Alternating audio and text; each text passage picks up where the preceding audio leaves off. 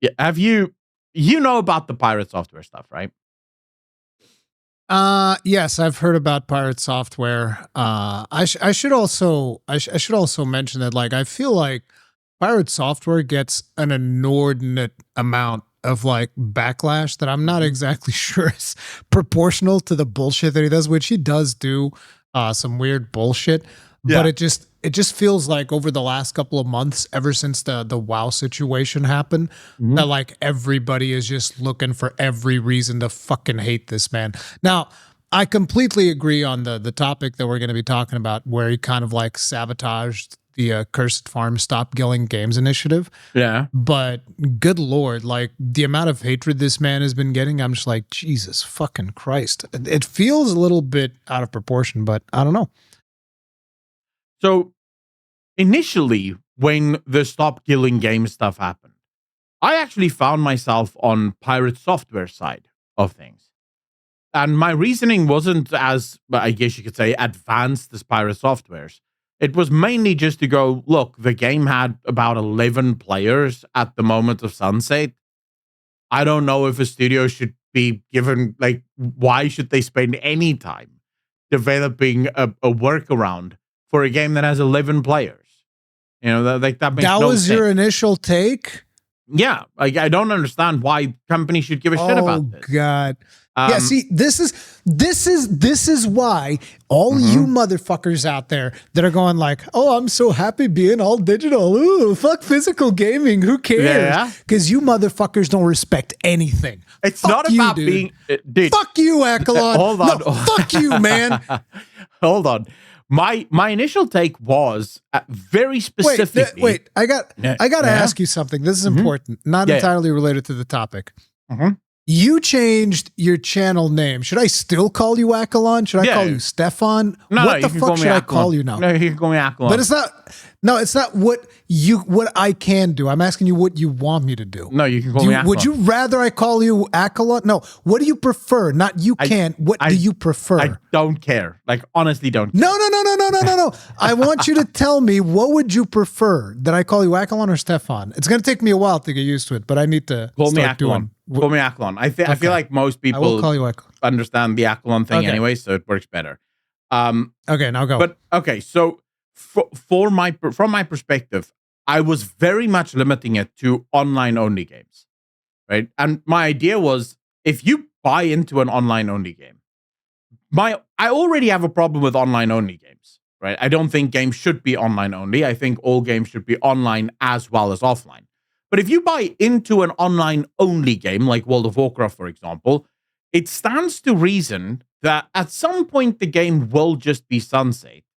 And the game won't be sunset when it's doing super mega well, right? The game will be sunset when it's dead, when no one's playing it anymore, and there's no point for them to keep the servers or anything updated.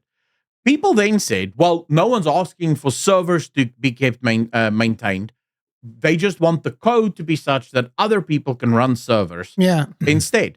My issue is that the original sort of host or the initial sort of thing that they're going to send through to the European Union made no mention of that. It simply wants game companies to be prohibited from killing games. And then people went, well, read the FAQ. I'm like, well, I don't give a shit about the FAQ. Because the FAQ is not important. I care about what you're going to give to the European Union. In other words, core sort of petition, right? I was I remember reading something about that, and I don't think it said anything about like, oh, companies. It says companies should be expected to do there's a reasonable effort to maintain games after they're gone, which a reasonable effort is something as simple as, like, for instance, in the case of The Crew, you patch the game and then you give people like, hey, here's server. The same way that, for instance, when you bought Pal World, with Pal World, you get the client and the server. These are two separate things, and you can just like run the server locally, and then you can locally connect to the server. So this isn't even something that Ubisoft would have to go like, oh, I have to like patch this whole thing, not to communicate to service. Like, no, just give people a fucking local server. Mm-hmm. Boom. Like, I guarantee you that like some random engineer at Ubisoft would work this shit out in like sub 2 hours. Well, in sub 2 hours, he'd just go like, they're not that good anymore. Boom.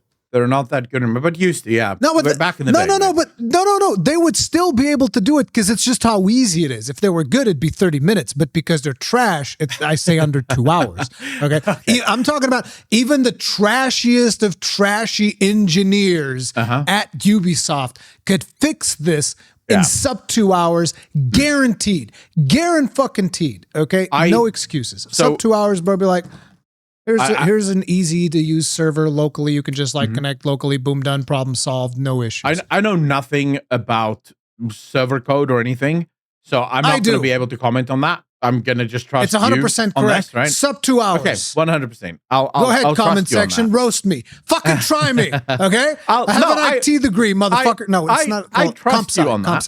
Right? I trust you on that because I don't know a lot about server code. What I do know, and this was my main problem with this, it wasn't like I don't have a problem with the idea that games shouldn't be killed. That's fine. My main problem with it, and of course, context and nuance being the inescapable sort of realities that there are on the internet, was the vagueness of the language used in the petition. Because I don't trust politicians.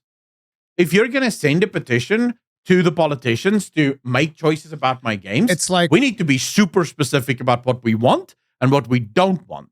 Because the last thing I want is for some politician to go, well, they want permanent servers forever and ever.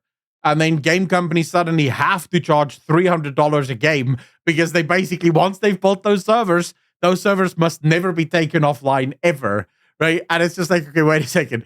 We have to be super specific in the language. And then people sort of came back at me going, but they'll figure that out later. I'm like, no, they won't.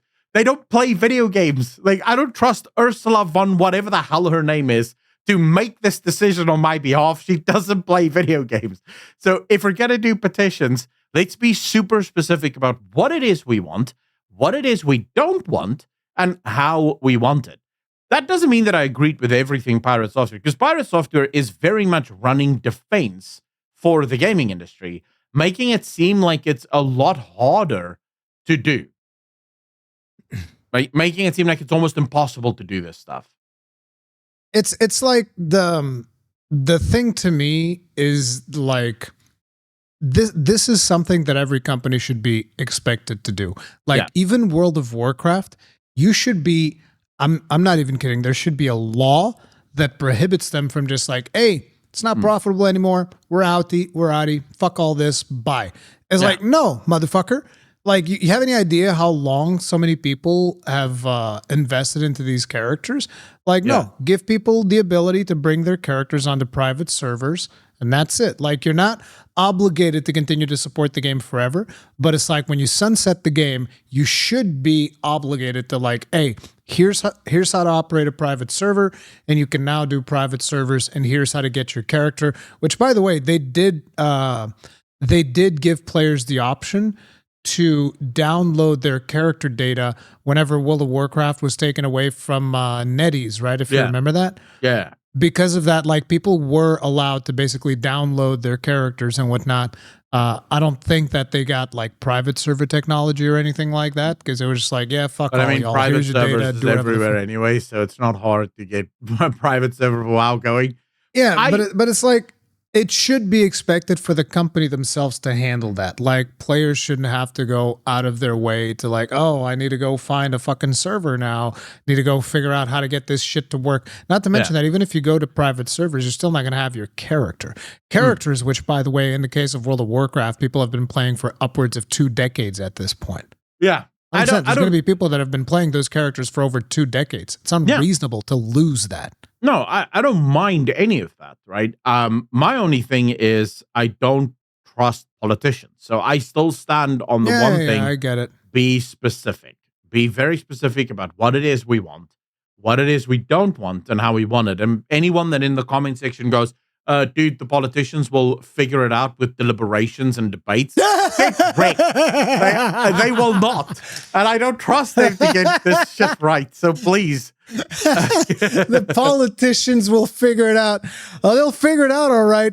You want to know how politicians operate in the world, bro? Like, listen, saying something like the politicians will figure it out is such a 20-year-old thing to say, right? I mean, even though I don't think I was that naive at 20 years old, bro. I think I was like at 16, I already knew that politicians were fucking worthless. And but you're lucky enough to be born into a country where you've seen the worst of what politicians do. Right, a lot of people are lucky to be born in countries where. What do you mean seen? I see every fucking day, bro. My apologies. See, but remember, a lot of people are lucky enough that they're born into countries where, even though their governments are retarded, their governments are just smart enough to not completely run it down. Right, so they're just smart enough to not completely. They're giving you the MVP special, the minimum viable product of country government. That's what they're giving you, the MVP special. And they go, well, I live in Norway. But look how brilliant life is. And it's like, it could be 1,000,000 times better if your politicians weren't quite as retarded. But you're lucky that they're not fully retarded, right? You could have lived in England, for example. Here's what I've learned about politicians. And by the way, as much as I wish that this would become true and like, oh yeah, let's actually get this forward. Like, as somebody that does live in Europe, let me tell you how shit works around here. Okay. Yeah. And it works the same around everywhere in the world. Yeah. The only thing politicians are going to do is whatever secures them the fucking bag. Now you might, fool yourself into believing, no, I know this one politician who's like, he's really fucking, no, he's my guy. He's 100% of the side. Fantasies, bro. Fucking fantasies. Oh, yeah. Okay? These are some of the most corrupt people in the fucking world. Like, that one of the main people at the United Nations right now is actually a Portuguese guy, Antonio Guterres. Okay? He was a corrupt fuck when he was here. He's 100% a corrupt fuck now that he's out there. Okay? Fuck that guy. All right? There's this guy. Not probably. Well, okay, let's say allegedly. I don't want to get sued. I say probably because I don't know the guy, please don't. Fuck. Like, get the fuck out. It's for example. Like, listen. Politicians will always do whatever they have to do to secure the bag. That is their only prerogative. Yep. So one of my concerns would actually be, what if this goes to Congress and then they get fucking lobbied by gaming companies and things actually get worse? That can't happen. People sort of look at, a lot of Europeans look at, for example, the European Union passing their law against Apple's sort of Thunderbolt bullshit, right? Forcing them to do USB-C. When you actually look into that, it's not that the European Union thought about the consumer. Apple just didn't lobby hard enough. Apple lost the lobbying battle against people like Samsung. It had nothing to do with consumers. It just so happens to work out for consumers, but that's just because Apple was a bit stingy and they didn't think the European Union would do it, right? So people just need to wake the hell up. There's a great guy. I love watching his videos. He's in the European Union. He's a member of the European Parliament. He makes all of these YouTube videos. I know who it is. Stuff. Yeah. He does. Yeah. I still don't know if that guy's doing it for the right reasons. Listen, probably. I've been so burned by every single politician that I've ever seen that has ever passed any law that affected me in any way. I feel you, bro. I've been so burned by all of these fucks. There's like, I have no trust whatsoever. These people will always do what is in their best interest. They give zero fucks about anybody else. That's just the way that it works. This is the way that it works. Yeah. Now, I wish the best for this initiative to stop killing games. I agree with everything that they're saying about, like, companies should absolutely provide players with a way to continue to play their video games after they sunset them. Yeah. But do I believe that this legal thing will actually get us anywhere? No. I don't think it will. I'm hoping it does, but sorry, I just want to say the reason I brought up that, I think it's Phineas or something, right? His name or something like that. But the reason I bring him up is purely because he had this whole episode where he was talking to someone who works for an NGO that's trying to stop the sort of massive lobbying that's going on in the European Union. Dude, we're talking hundreds of billions of dollars spent on lobbying in the European Union. Yeah. Right? Like, it is insane the amount of money that goes through it. So anyone who thinks, oh, yes, this petition, this is why I said we need to be super specific about what we want. And people might say, but Akko, you're not European. This will absolutely affect me because I'm a gamer, right? Game companies aren't going to be like, well, okay, we'll make this sort of always on thing for the Europeans, but everyone else doesn't get it, right? Whatever changes is made in the European Union, because it's a large market, will affect everyone else. It's sort of the same with the US. If the US passes a law tomorrow that says that there can be no nudity in video games, do you think it's not like every game will be affected as a result of that? Right? Because that's just how it is. Game companies are just going to do that. The thing that people need to realize from this discussion is that, like, look, real life is pay to win, bro. Oh yeah, 100%. 100%. You need money in order to really make any sort of difference. And then it seems like only the corrupt makes a lot of money, which, works out super well for everyone else.